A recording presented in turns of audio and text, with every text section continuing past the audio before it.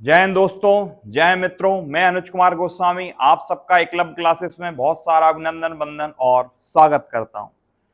जैसा कि आप लोगों को मालूम है, मैं हिंदी विषय का अध्यापक हूं। एकलव्य क्लासेस में मैं एक यूट्यूब चैनल पर हिंदी विषय और दूसरा जीके, जनरल नॉलेज और जनरल साइंस भी देख रहा हूं।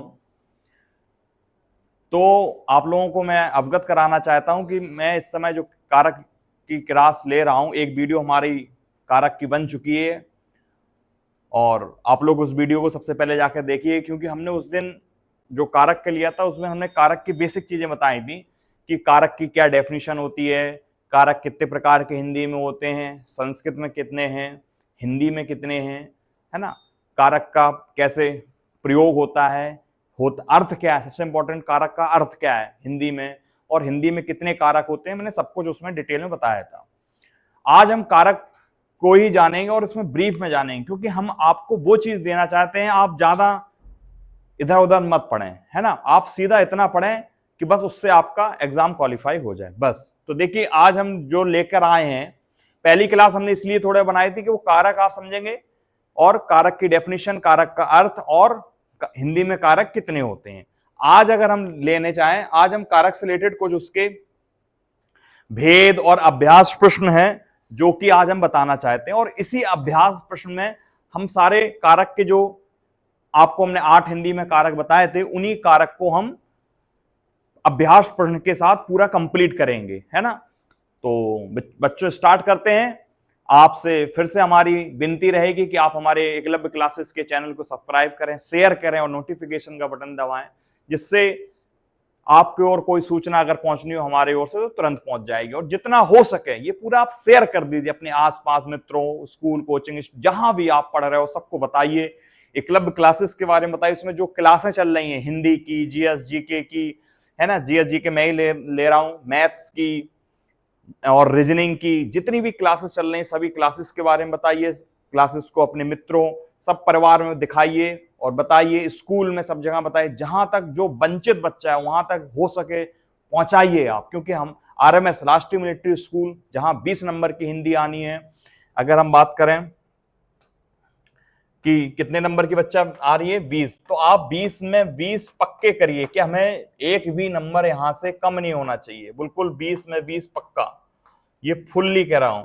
और यहीं से आएंगे, जितना मैं वीडियो पढ़ा रहा हूं, जितनी मेरी क्लासेस हिंदी की होती जा रही है निरंतर, आप 20 में 20 नंबर पक्के करिए। क्योंकि जब हम यहाँ पेपर होगा और पेपर का सॉल्यूशन कराएंगे तो हम बताएंगे कि ये क्वेश्चन हमारी क्लास से आया है, ये भी क्वेश्चन हमारी क्लास से आया है। तो बिल्कुल कॉन्फिडेंस के साथ, है ना। तो जहां तक जो भी बच्चा इससे वंचित है, जिसको हिंदी नहीं आती या हिंदी से छूटा हुआ है, आप उसको बताइए, क्लासेस दिखाइए और उसको भी वही जो है क्या कहें कि महसूस कराइए कि हाँ कुछ होता भी है विषय। देखिए, इंटरेस्ट, इसको छोड़ना नहीं है कि अरे ये तो बहुत बोरिंग है, नहीं, इसको भी इंटरेस्ट से पढ़ना है, बिल्कुल जोश जुनून, उमंग, तरंग, उत्साह के साथ, है ना बच्चों। तो जैसा कि हमने फर्स्ट क्लास में कारक को पढ़ाया था, आप पहले हमारी फर्स्ट क्लास जाकर देखिए कि हमने उसमें कारक कितने भेद बताए थे, प्रत्येक कारक, है ना। संस्कृत में कितने कारक होते हैं, हिंदी में कितने होते हैं। तो फिर से मैं थोड़ा विद इन सेकेंड उसको बताना चाहता हूं कि पिछली क्लास का जो बच्चे पहली बार अगर मान लो ये क्लास पढ़ रहे हैं तो उनको जल्दी से नहीं आएगा कि आप हमारी पिछली क्लास जरूर जाकर देखिए। तो हिंदी में सबसे पहला क्वेश्चन कारक से ये पूछा जाता है कि हिंदी में कारक कितने होते हैं। तो बच्चा, हिंदी में कारक 8 होते हैं। कितने होते हैं? 8 होते हैं। कितने होते हैं? 8 कारक होते हैं। कितने होते हैं बच्चा? 8 कारक होते हैं, ठीक है। और कौन कौन से होते हैं तो मैंने वहां सब कुछ लिखवाया है, विभक्तियां लिखवाई हैं, कारक को लिखवाए और कारक के चिन्ह भी बताए हैं, है ना। किस कारक का कौन सा चिन्ह अभी हम बता देंगे, फिर से रिवाइज हो जाएगा और क्वेश्चन सारे हो जाएंगे। और उसी सारे क्वेश्चन हम इस प्रकार लाएं कि 8 कारक इसी क्वेश्चन में भी हो जाएंगे, क्या उनकी डेफिनेशन। इसलिए मैं अलग से वीडियो नहीं बना रहा हूं हर कारक का, क्योंकि वो आपके लिए भी टाइम की बर्बादी है, क्योंकि इतना समय बचा भी नहीं है, 2 ही मंथ का समय बचा है। तो आपको एक मुहावरा कहा जाता है हिंदी में कि गागर में सागर, यानी आपके गागर में ही सागर भर देना है। तो हम सागर में गागर नहीं कर रहे हैं कि आप इतना बड़ा सागर, हिंदी जैसा सब्जेक्ट करीब इसमें 35 से 40 सब्जेक्ट विषय होते हैं हिंदी में, 35 से 40 क्या कहते हैं पाठ हैं, चैप्टर हैं, तो 35-40 चैप्टर आप नहीं पढ़ते रहोगे। तो हमें क्या करना है, गागर में सागर, यानी आपके जो गागर यानी कहा जाता है घड़ा, उसी में सागर भर दे रहे हैं। तो आपको इतना ब्रीफ में, संक्षेप में जानकारी दे देंगे कि आप यही एग्जाम नहीं, जो एग्जाम निकालना चाहो वो निकल सकता है। इसलिए मैं सागर में गागर नहीं कर रहा हूं, क्या कर रहा हूं, गागर में सागर। क्या कर रहे हैं बच्चा, गागर में सागर। क्या कर रहे हैं, गागर में सागर का काम कर रहे हैं। किसका, गागर में सागर, ना कि सागर में गागर। बस आपको वो दे रहे हैं जो आपके एग्जाम के लिए इंपॉर्टेंट, बस कुछ आपका मेन उद्देश्य कि 20 में 20 लाना है। राष्ट्रीय मिलिट्री स्कूल आरएमएस में 20 नंबर की हिंदी आती है, आपको 20 में 20 लाना है। बस आपके लिए क्या काम किया जा रहा है हमारी ओर से कि गागर में सागर, जो भी टॉपिक है बस 1-2 वीडियो में हो कंप्लीट, खत्म। 6-7-10 वीडियो नहीं बनाना है। तो बच्चा स्टार्ट करते हैं। आज हम जो क्वेश्चन लाए हैं, और हमारी ओर से ये सूचना है कि जो राष्ट्रीय मिलिट्री स्कूल, इसका फॉर्म आ चुका है।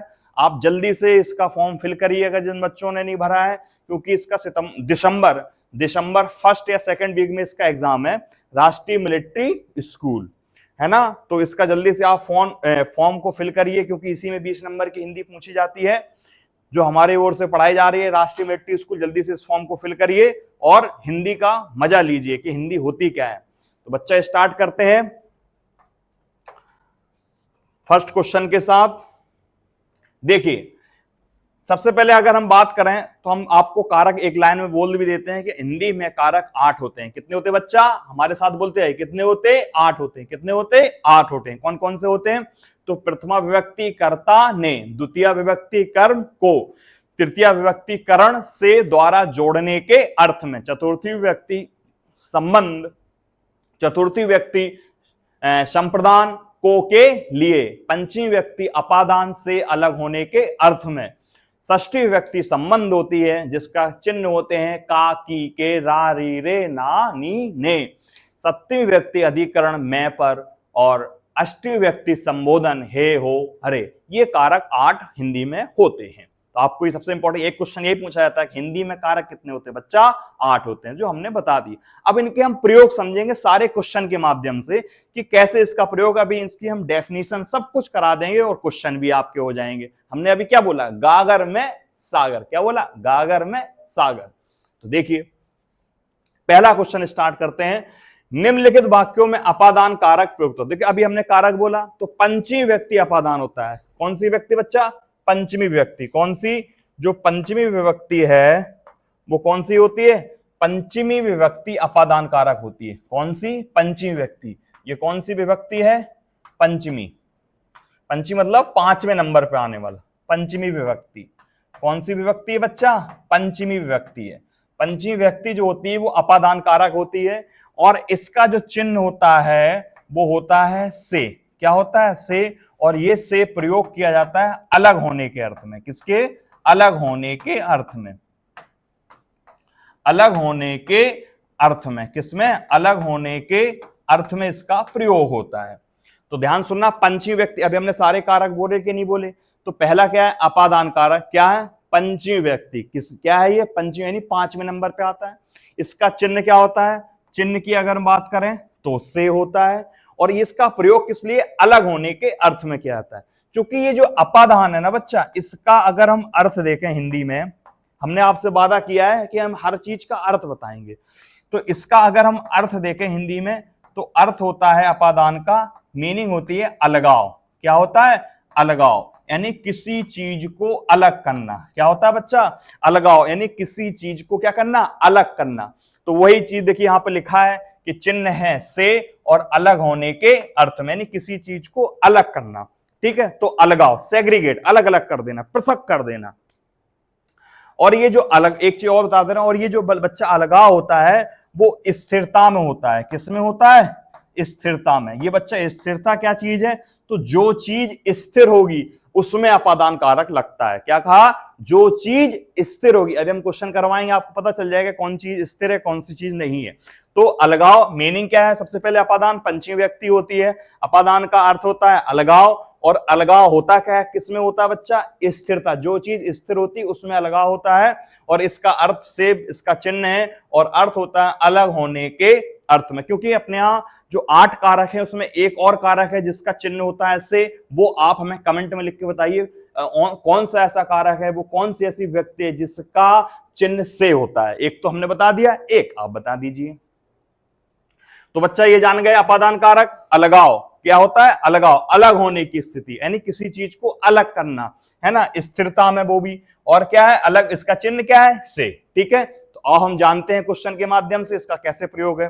तो देखिए निम्नलिखित क्वेश्चन है, निम्नलिखित वाक्यांश में अपादान कारक प्रयुक्त हुआ। आपको इन 4 में से कोई एक सही है छांटना है कि किसमें अपादान कारक हुआ है। तो देखिए पहला ऑप्शन है पेड़ से गिरा पड़ा, यानी कोई चीज है वो पेड़ से गिर गई। दूसरी क्या है? आरी से काटो। तीसरा क्या है? तीसरा है श्याम का घर। और चौथा है कुर्सी के नीचे। तो देखिए हमने अभी बताया अपादान कारक यानी से, तो आपको से देखना है, बाकी का ऑप्शन गलत। देखिए एक इसमें से लगा, एक इसमें से लगा, इसमें देखिए का प्रयोग है, इसमें देखिए के का प्रयोग है। तो ये तो 2 ऑप्शन गलत हो गए, क्योंकि अपादान का चिन्ह क्या होता है? अपादान का चिन्ह होता है से। तो क्या बच्चा यहाँ कहीं से लगा है क्या? नहीं लगा ना, तो ये तो 2 ऑप्शन गलत हो गए। यानी आपको अगर सिर्फ कारक की टेबल ही आती, जो कि हमने पहले वाली वीडियो में कारक की टेबल बताई है, आप पहले हमारा वीडियो देखिए पहले वाला, फिर ये क्वेश्चन करना, आप सारे क्वेश्चन कर ले जाओगे। तो हमने वहां, और यहां भी हमने देखिए अपादान का अर्थ बता दिया, चिन्ह फिर से बता दिया। तो देखिए आपको अगर नहीं भी आता और सिर्फ आपने कारक की टेबल पढ़ रखी है तो आप क्वेश्चन कर ले जाओ। क्यों? क्योंकि अगर देखिए वी सी और डी की बात करें तो यहां तो देखो का लिखा, यहां देखिए के, तो क्या अपादान का और से होता है क्या? एक का और के होता है क्या? नहीं होता बच्चा। तो सिर्फ हमें इतने ऑप्शन को देखना है, ये 2 ऑप्शन छोड़ दीजिए। यानी अगर हम कहें तो क्वेश्चन के हम 50% आंसर कर चुके, बस 50% करना ही है। ये तो 50% था, तो इसमें हट गया, अब बचा ये 50%, यानी इसमें ढूंढ लेना है हमारे आंसर, यानी ए और बी में कोई आंसर आ जाए काम तमाम हो जाएगा। तो देखिए अब देखिए पेड़ से गिरा पड़ा, आरी से काटो। तो देखिए अभी हमने यहां बताया है, क्या बताया? पंचमी व्यक्ति से अलग होने के अर्थ में, वो भी अलग होने के अर्थ में नहीं, अलगाव, यानी कोई भी चीज अलग हो रही हो। तो बताओ इन 2 ऑप्शन में बच्चा कौन सी ऐसी चीज आपको दिख रही है जो अलग हो रही है? बताइए इन 2 ऑप्शन में ऐसी कौन सी चीज लग रही है जो अलग हो रही है? यहां पर देखो, अगर हम बी ऑप्शन देखें तो यहां पर आरी से काटो, यानी आरी से काटा जा रहा, तो क्या ये अलग हो रहा है? नहीं हो रहा। आरी यहां जोड़ने के अर्थ में है।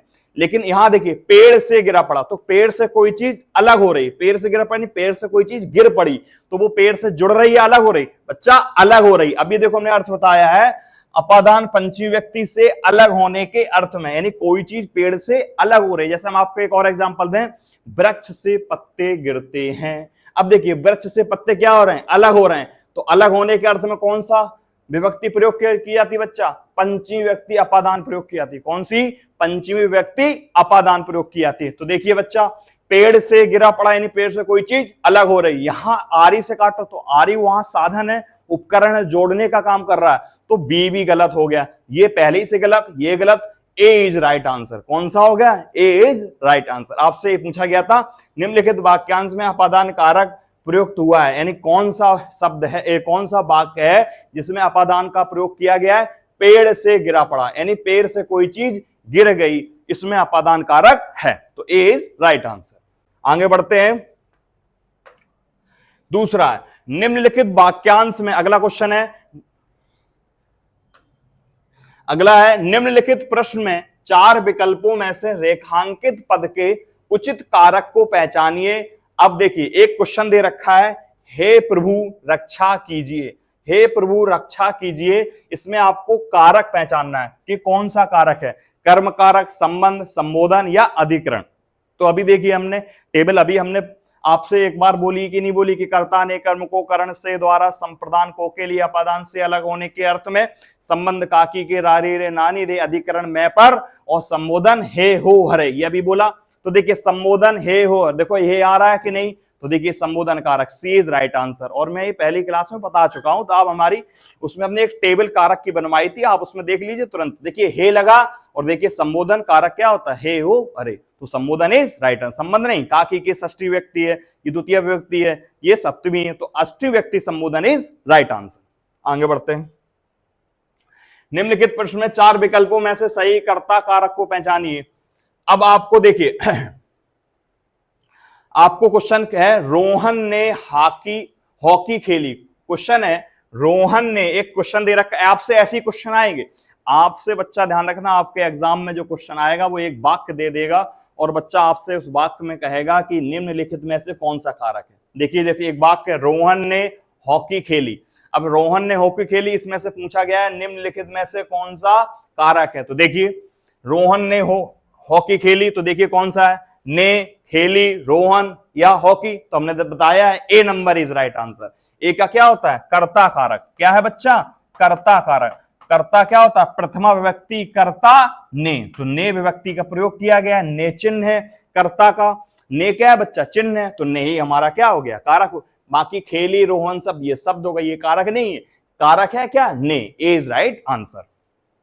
अब यहीं पर हम बच्चा कर्ता को जान लेंगे। कर्ता कारक क्या होता है, तो काम को करने वाला, काम को करने वाला। अब जो काम को करता है उसे कर्ता कारक कहते हैं, काम को करने वाला। अब कौन काम को कर रहा है, देखिए रोहन ने हॉकी खेली, ये खेली क्या है, खेली करण क्रिया है, खेली क्या है, क्रिया, यानी खेल से बनी है। तो इस क्रिया को कर कौन रहा है, आप कर्ता कारक में हमेशा किससे क्वेश्चन करना, कौन से। तो आप जैसे ही क्वेश्चन करेंगे कौन से, तो आपको अर्थ मिलेगा, यानी आंसर मिलेगा कर्ता। जो कर्ता होगा उसके बगल में विभक्ति लगी होगी। तो देखिए कर्ता ने, देखिए राम ने हॉकी खेली, तो कौन खेल रहा है हॉकी, आप क्वेश्चन करिए कौन हॉकी खेल रहा है, आंसर मिलेगा रोहन खेल रहा है। कौन खेल रहा है, रोहन खेल रहा है। तो रोहन के बगल में देखिए ये करता है, ये शब्द क्या है बच्चा, करता है। ये शब्द की अगर हम बात करें, रोहन शब्द ये क्या है, करता। करता क्या होता है, जो काम को करे, जो उद्देश्य होता है ना। और उसके बगल में देखिए ने लगा है, और ये ने क्या है, विभक्ति यानी कारक है। ने क्या है, विभक्ति यानी बच्चा कारक है। तो A is right answer, A is right answer. आगे बढ़ते हैं, अगला है, वह द्वार द्वार भीख मांगता चलता है, वाक्य में कौन सा कारक है। अब अगला प्रश्न पहचानिए और आप आंसर दीजिए कि इसमें कौन सा कारक है। ये बच्चा बहुत इंपॉर्टेंट क्वेश्चन है, ये इंपॉर्टेंट क्वेश्चन है, आपको पहचानना है कि इनमें से कौन सा कारक है। अपादान कारक लगा है, संबंध, संबोधन या अधिकरण। वह द्वार द्वार भीख मांगता है। देखिए दो चीज प्रकार से क्वेश्चन आएगा, एक आपको अंडरलाइन कर देगा, दूसरे में अंडरलाइन। देखिए इसमें अंडरलाइन नहीं किया है, अब आपको पहचानना है तो हम आपको बताते हैं। देखिए ये जो द्वार द्वार शब्द है ना, इसमें कारक है। ये वह शब्द क्या है, वह शब्द क्या है बच्चा, सर्वनाम है। क्या है, सर्वनाम है। भीख मांगता चलता है, चलता क्या है, क्रिया, ठीक है। क्या मांगता है भी, ये द्वार द्वार क्या है, और द्वार द्वार कहते हैं ना स्थान, प्लेस को बता रहा है। क्या बता रहा है, स्थान। तो इसमें जो है बच्चा कौन सा कारक है वो हमें बताइए आप। अपादान कारक है, संबंध, संबोधन या अधिकरण। अपादान तो अभी हम आपको बताएं जिसमें अलगाव, अलग हो, क्या यहाँ पर अलग हो रहा है, नहीं हो रहा है। संबंध अभी हम बताएंगे, संबोधन तो अभी हम बता के आए, जहां पर किसी को बुलाने पुकारने के लिए हो, जैसे हे प्रभु वाला क्वेश्चन था, तो क्या यहाँ पर है, तो ये तो गलत हो गया, ठीक है। अपादान भी गलत हो गया क्योंकि से विभक्ति का प्रयोग नहीं है। अब या तो बच्चा संबंध होगा या फिर कौन सा होगा, अधिकरण होगा। तो देखिए कौन सा सही है। देखिए ये जो द्वार द्वार है ना, ये किसका प्रयोग है, बोलो, ये है स्थान बता रहा है। क्या बता रहा है बच्चा, स्थान को बता रहा है। किसको बता रहा है, स्थान को बता रहा है। और कोई ऐसा कारक है जो स्थान को बताता है, हाँ है। कौन सा है, तो वो है हमारा अधिकरण। कौन सा है कारक, अधिकरण कारक। कौन सा बच्चा, अधिकरण कारक। अधिकरण कारक जो होता है वो स्थान को इंडिकेट करता है। किसको, स्थान को। किसको बच्चा, स्थान को। किसको इंडिकेट करता है, स्थान को इंडिकेट करता है। क्या, अधिकरण जो कारक है वो किसको बता रहा होता है, स्थान को बता रहा होता है। किसको, स्थान को बता रहा होता है। देखिए कैसे समझेंगे कि स्थान को बता रहा है, अधिकरण, हेडिंग लिखिए अधिकरण कारक।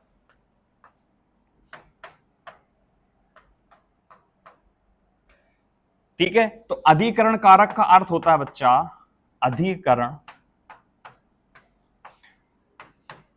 कारक का अर्थ, अधिकरण कारक का अर्थ होता है क्रिया का आधार। क्या होता है, क्रिया का आधार, यानी क्रिया का कुछ वाक्य में आधार होना चाहिए। और ये जो आधार है वो तीन प्रकार से होता है। अगर ये तीन प्रकार आपको मिल रहे हैं तो वो अधिकरण कारक होगा। ये आप नोट करके लिख लीजिए। पहला आधार क्या है, एक स्थान होना चाहिए। अगर वाक्य में स्थान दे रखा है तो वहां अधिकरण कारक है। दूसरा समय, अगर वाक्य में समय दे रखा है तो वहां अधिकरण कारक है। तीसरा है अवसर, अगर वाक्य में कोई अवसर मौके की बात की जा रही तो अधिकरण कारक है। बस खत्म हो गया अधिकरण कारक। देखिए कितना, तभी तो मैं गागर में सागर करा रहा हूं कि आपका क्वेश्चन भी हो जाएगा, हमारी थ्योरी भी हो जाएगी। देखिए कितना मजा है क्या कि अधिकरण कारक, अधिकरण कारक क्या होता है बच्चा? अधिकरण कारक का अर्थ होता है क्रिया का आधार, यानी क्रिया का आधार आपको इन तीन में से अगर मिल रहा है, क्रिया का आधार बच्चा अगर आपको इन तीन में मिल रहा है, क्रिया का आधार इन तीन में मिलना चाहिए। या तो स्थान आ जाए, या कोई समय की बात कर दे, या फिर किसकी बात कर दे? अवसर। स्थान की बात कर दे, समय की बात कर दे, या बच्चा अवसर की बात कर दे, तो वहां पर अधिकरण कारक होता है। यही इसकी परिभाषा भी है। यही क्या है? अधिकरण कारक की क्या है बच्चा? परिभाषा है कि जहां पर क्रिया के आधार, क्रिया का आधार स्थान समय अवसर हो, वहां पर अधिकरण कारक होता है। तो देखिए इसमें कहा कि, तो देखिए जो द्वार द्वार शब्द है ना बच्चा, ये किसकी बात कर रहा है? स्थान। क्या ये किसकी बात कर रहा है? इन तीनों में क्या है? स्थान है। कैसे पता चल गया सर? कि कोई भीख मांगने वाला व्यक्ति है, वो द्वार द्वार पर भीख मांग रहा है, तो द्वार किसको कहते हैं? अपना जो बाहर जगह होती है, स्थान होता है, उसी तो द्वार द्वार बोलते हैं। ठीक है, तो ये क्या है? स्थान। और अगर हमने कह दिया स्थान की बात कर रहा है, समय की बात कर रहा है, अवसर की बात कर रहा है बच्चा, अधिकरण कारक इज राइट आंसर। तो डी इज राइट आंसर। आपका अधिकरण कारक डी इज राइट आंसर। ठीक है, अपादान से होता है, कहीं अलग नहीं हो रहा है। संबोधन किसी को बुलाने पुकारने के लिए होता है, तो वो भी नहीं। तो संबंध या फिर अधिकरण, तो अधिकरण कारक हो गया। अब यहां पर हम एक चीज और जान लेंगे कि अधिकरण कारक का चिन्ह क्या होता है। तो अधिकरण कारक का चिन्ह होता है मैं कॉमा पर। क्या होता है अधिकरण कारक का चिन्ह भैया? मैं कॉमा पर। जरूरी नहीं वाक्य में मैं कॉमा पर दे ही रखा हो, है ना। कुछ विद्यार्थी होते हैं जो सिर्फ चिन्ह रट लेते हैं, बोले मैं और पर कहीं मिलेगा तो नहीं, उससे नहीं। ये तो ठीक है, एक पहचान है, पर इस वाक्य में देखो बच्चा, वह द्वार द्वार भीख मांगता चलता है, क्या लिखा है? कहीं नहीं। अब बताइए आप, तो हमें बेसिक पढ़ना होगा, बेसिक टू एडवांस। अगर मैं पर लिखा तो आप पहचान ही जाओगे, लेकिन कहीं पर स्थान समय अवसर की बात कर रहा है, ये कोई नहीं बताएगा बच्चा। जहां स्थान समय अवसर हो, वहां अधिकरण कारक होगा। तो आपसे अब गलती ही नहीं होनी। अगर अधिकरण कारक का क्वेश्चन आता बच्चा, गलती नहीं होनी। क्यों? एक तो पहचान है कि चिन्ह में कॉमा पर ये होना चाहिए। दूसरा इसकी परिभाषा, अर्थ क्या कहता है? जहां स्थान समय अवसर की बात हो, वहां पर अधिकरण कारक बच्चा होता है। तो D is right answer. Next,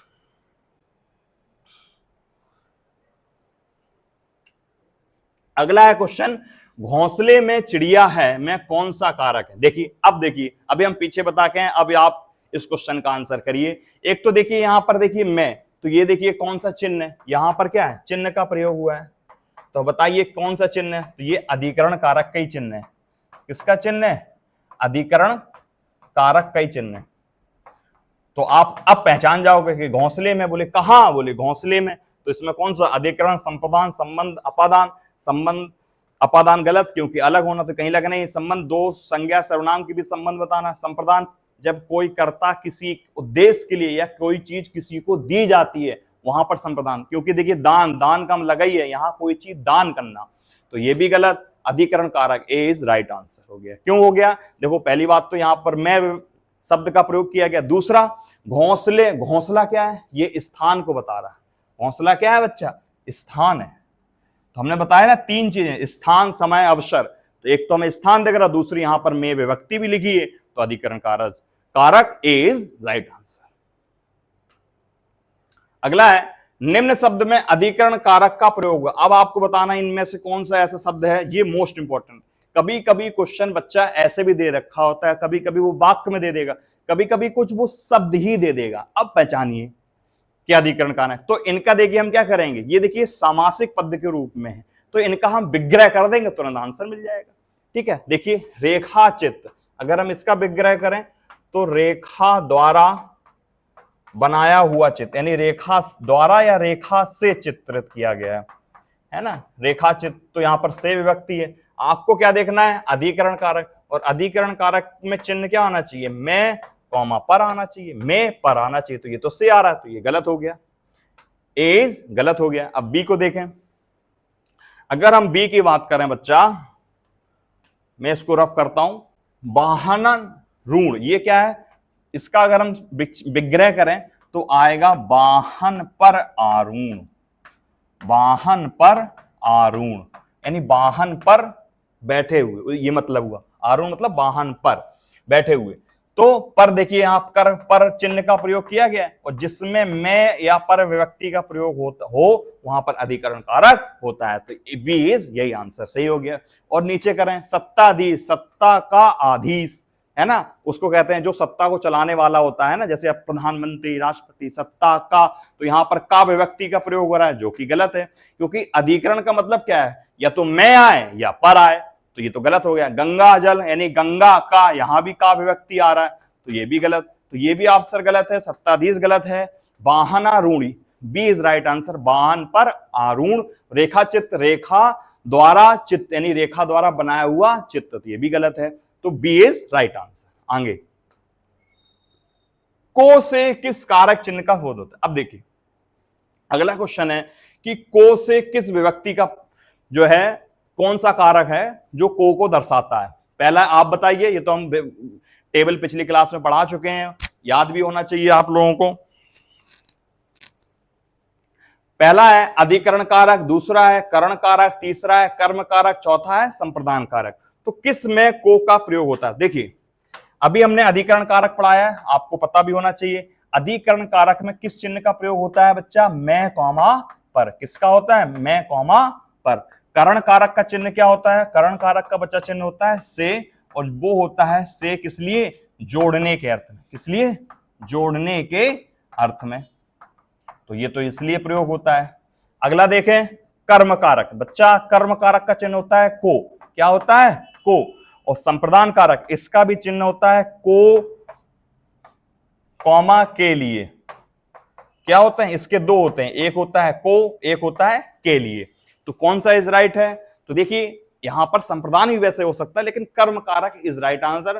ठीक है, सी इज राइट आंसर। आपसे ये पूछा गया है को से किस कारक चिन्ह का बोध होता है, यानी को विभक्ति कौन सी होती है, द्वितीय विभक्ति कर्म होती है, कर्म को, यानी जहां पर क्रिया का फल कर्म पर पड़ता है उसे कर्म कारक कहते हैं। ठीक है, जैसे अगर हम कहें मां ने बच्चे को बुलाया, तो मां ने बच्चे को बुलाया, तो बुलाने से कौन प्रभावित हुआ, मां या बच्चा, बच्चा, क्योंकि मां ने बच्चे को बुलाया तो बच्चा आएगा ना।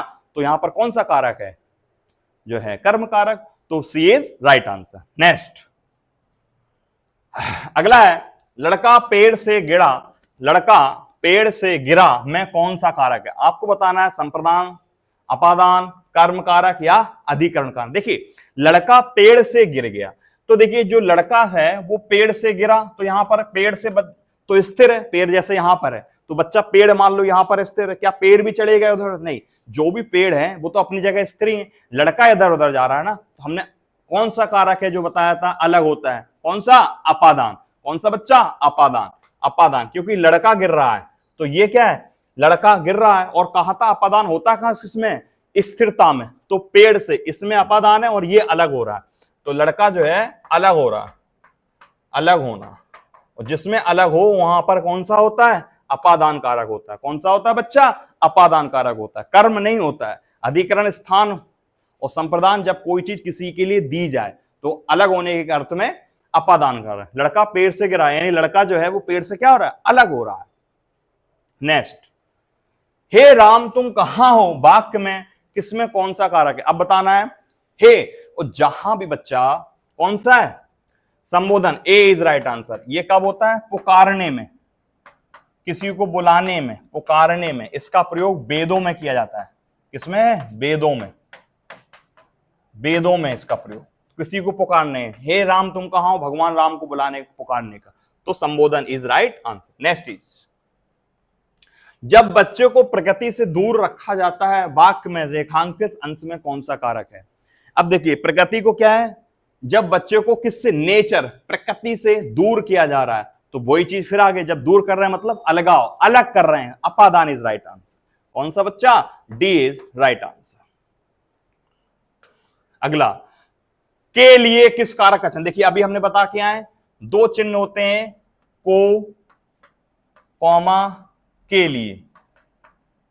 कौन से होते हैं, को कॉमा के लिए। ये दो चिन्ह किसके लिए प्रयोग किए जाते हैं? को कॉमा के लिए। तो ये है आपका चतुर्थी विभक्ति संप्रदान कारक, चतुर्थी विभक्ति संप्रदान कारक। अब ये संप्रदान कारक बच्चा क्या होता है? यहां पर देखो दान शब्द लगाइए, इसका मतलब जब कोई काम किसी के लिए किया जाता है, जब कोई कार्य किसी के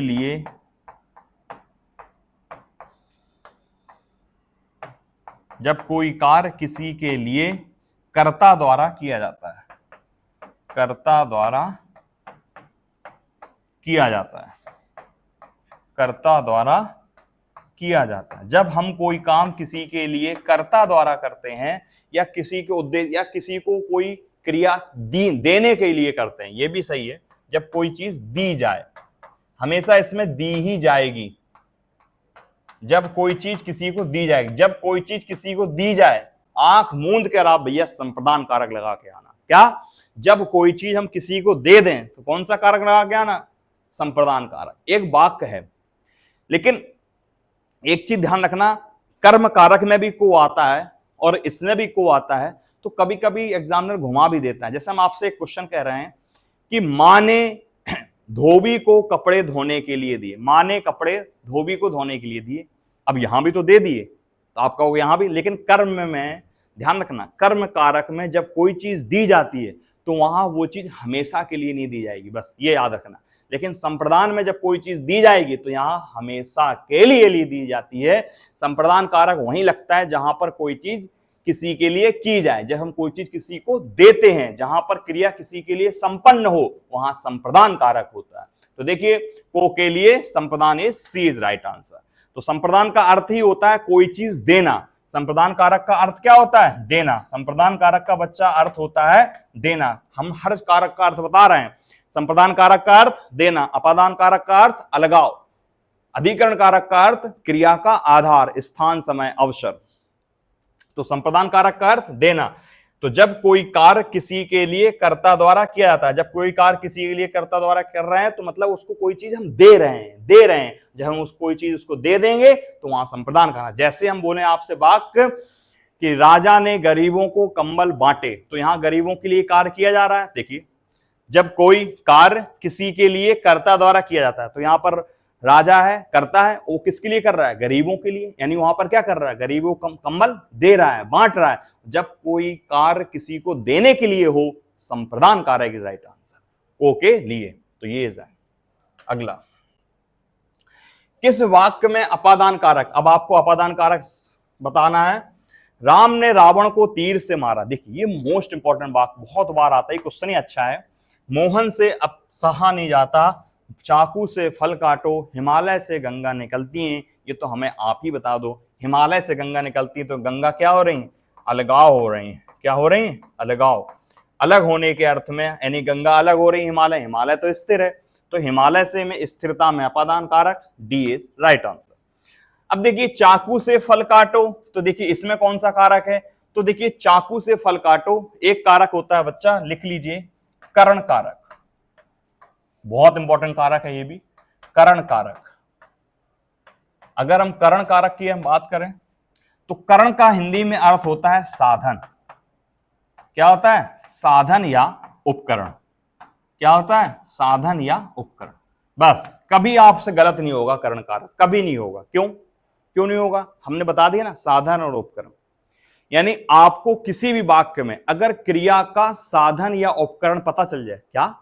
क्रिया का, देखिए करण जो कारक है, इसका संज्ञा सर्वनाम से जो क्रिया से संबंध होता है ना, वही कारक कहलाते हैं, है ना। बस आपको क्या है, किसी भी वाक्य में साधन पता चल जाए, कोई इंस्ट्रूमेंट पता चल जाए जिससे क्रिया की जा रही है, जिससे बच्चा क्रिया की जा रही है, बस वहां पर कौन सा कारक लगा देना? करण कारक। देखिए, आपके पास क्वेश्चन है, चाकू से फल काटो। अब फल काटना क्या है? क्रिया। किसको काट रहे हैं? फल को। तो हमारा उपकरण क्या है? चाकू, करण कारक। ये करण कारक का है,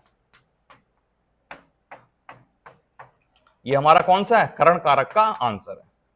ठीक है, करण कारक क्या है? का अर्थ होता है साधन या उपकरण। बस आपको जहां भी क्रिया का उपकरण या साधन मिल जाए वहां पर करण कारक लगा के आना, है ना। और देखिए, यहां पर इस वाक्य में देखें, राम ने रावण को तीर से मारा। तो देखिए यहां पर 3 कारक हैं, ये इंपॉर्टेंट है, कई बहुत बहुत बहुत बार आया है। अब यहां पर देखिए 3 कारक हैं। कौन? पहले राम ने। कौन मार रहा है? मारा क्या है? क्रिया। मारा क्या है बच्चा? क्रिया है। तो अभी हमने कहा था कर्ता कारक आपको पहचानना, तो कौन से क्वेश्चन करिए। राम ने रावण को तीर से मारा, तो कौन मार रहा है? राम। तो पहला देखें, राम ने, इतने में क्या है बच्चा? कर्ता कारक है। कर्ता कारक क्या है? कर्ता कारक। अगला, रावण को, अभी हमने बताया था कर्म कारक। क्रिया से जो प्रभावित होता है उसे कर्म कारक कहते हैं। अब देखिए राम मार रहा है, तो मारने से राम प्रभावित होगा या रावण? अब जब भी राम मारेगा तो रावण प्रभावित होगा, चोट तो रावण को लगेगी ना। तो मारने से कौन प्रभावित हो रहा है? रावण। तो यहां रावण शब्द क्या है? रावण को। तो ये क्या है? राम ने कर्ता कारक, रावण को यहां पर कर्म कारक। क्या है? कर्म कारक। कर्म कारक।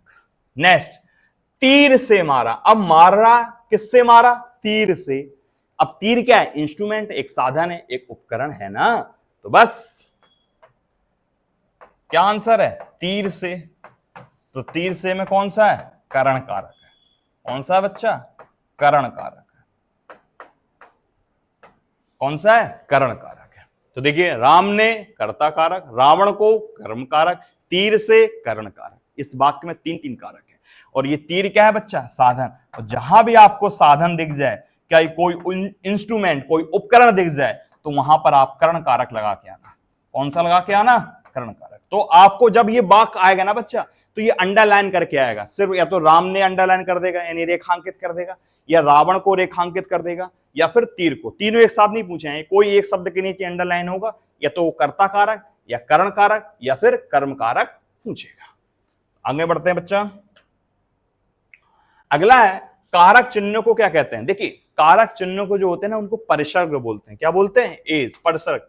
जो कर्ता ने, कर्म को, ये ने को, करण से, द्वारा, संप्रदान को, के लिए, अपादान से अलग होने के अर्थ में, संबंध, का, की के, रा, री, रे, ना, नी, रे, अधिकरण, मैं, पर, ये जो हम बोल रहे हैं ना चिन्ह, इन्हीं को परिसर्ग बोलते हैं। संस्कृत में है, ठीक है। तो उपसर्ग जो शब्द के पहले अक्षर विकार जिसका नाश ना हो उसे अक्षर कहते हैं, और प्रत्यय जो शब्द के बाद में। तो कारक चिन्हों को हम परिसर्ग कहते हैं।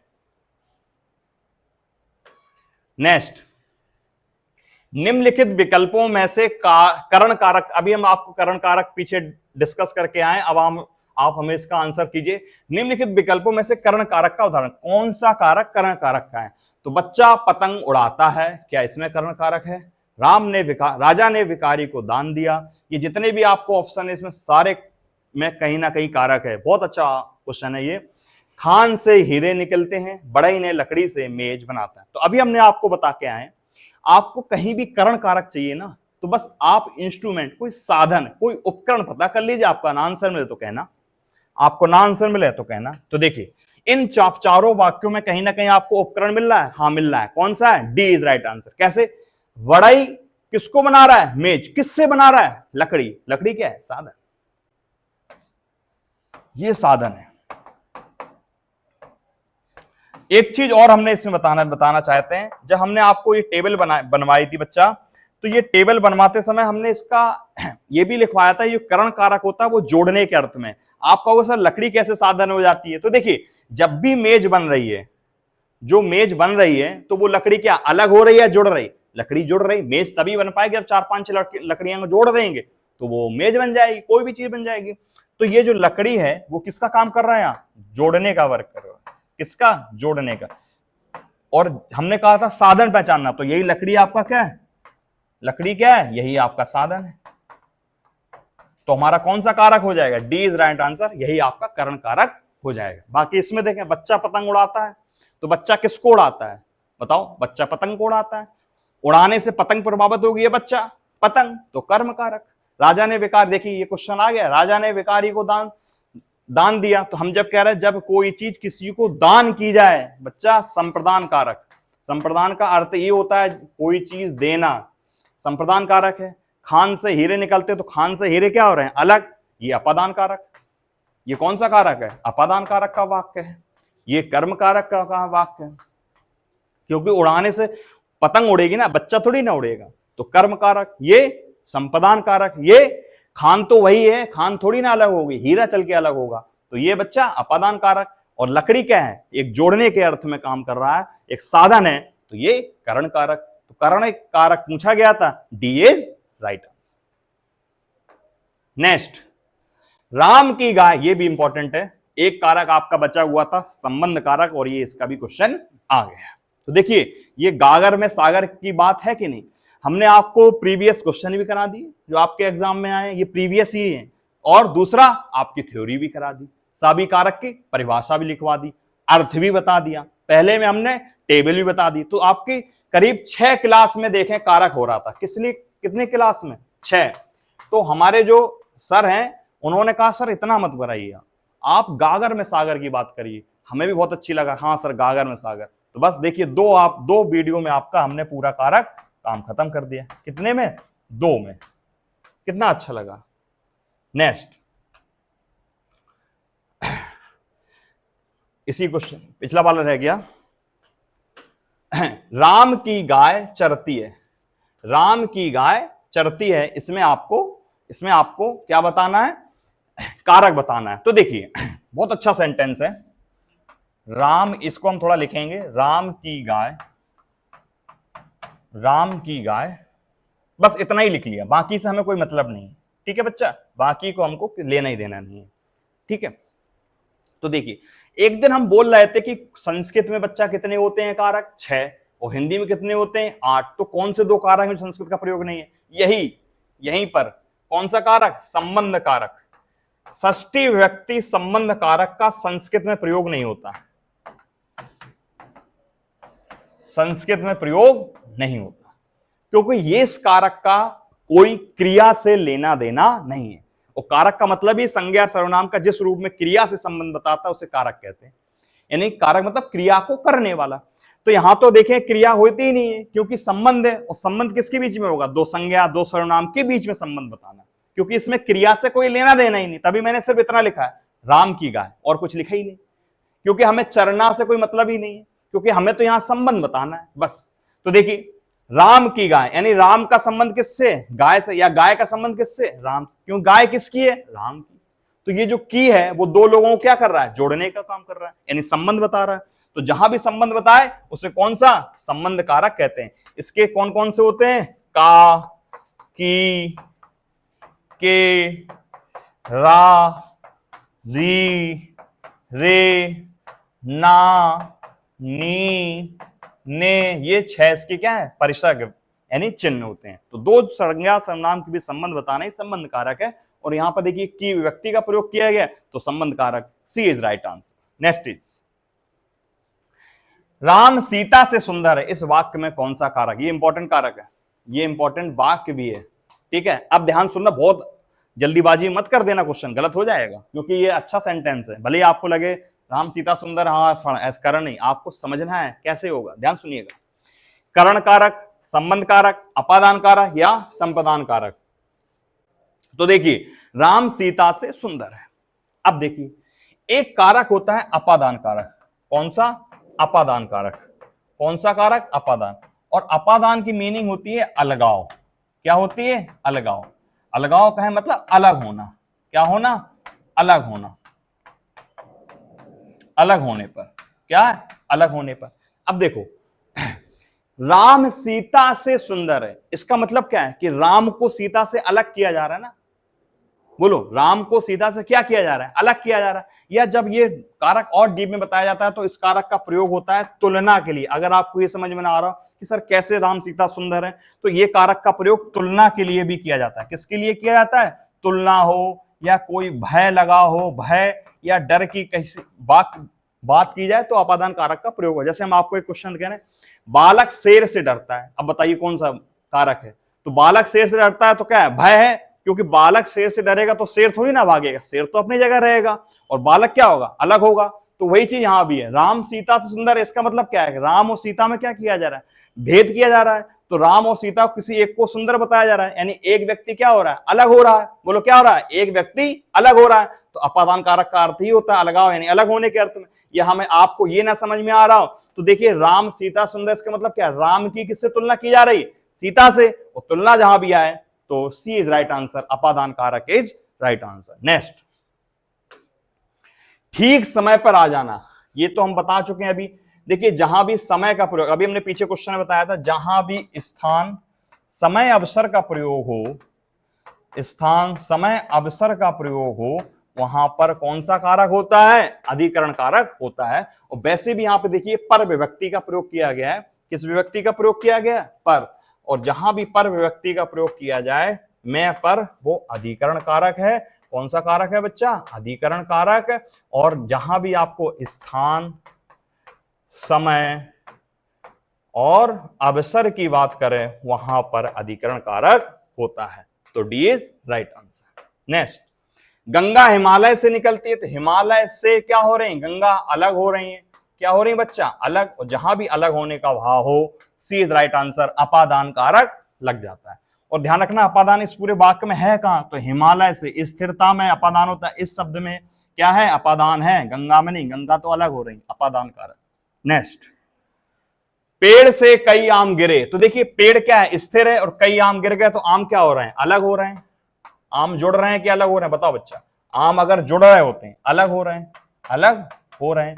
और अगर आम अलग हो रहे हैं तो अलग होने के अर्थ में आपका अपादान कारक लगता है, और जहां जोड़ा जाए वहां करण कारक लगता है। ठीक है। नेक्स्ट, का किस कारक की विभक्ति है, तो अभी हम आपको मैंने बताया था का, की, के, रारी, रे, नानी, रे जो भी आते हैं ये संबंध की होती है। किसकी होती है, A is right answer, A is right answer. तो अब ये आपके कारक खत्म होगा, और उम्मीद करता हूं कि आप लोगों ने कारक को पढ़ा भी होगा विथ एक्सरसाइज, अभ्यास प्रश्न के। हमने आपको सभी कारक की परिभाषा भी बता दी, और हमने आपको उससे रिलेटेड क्वेश्चन भी करा दिए। और पहले में हमने कारक की थ्योरी पढ़ाई थी, यानी अगर हम कहें तो गागर में सागर, गागर में सागर, यानी हम आपके घड़ा में ही पूरा सागर भर देंगे हिंदी का, क्योंकि हिंदी कोई सरल नहीं है, 30 से 40 चैप्टर है ना।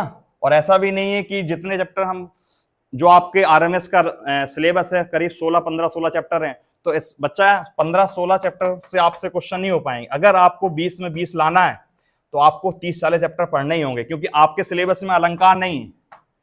आप देखिएगा अलंकार नहीं लिखा, जबकि 2024 का पेपर आप निकालेंगे तो उसमें अलंकार आया है।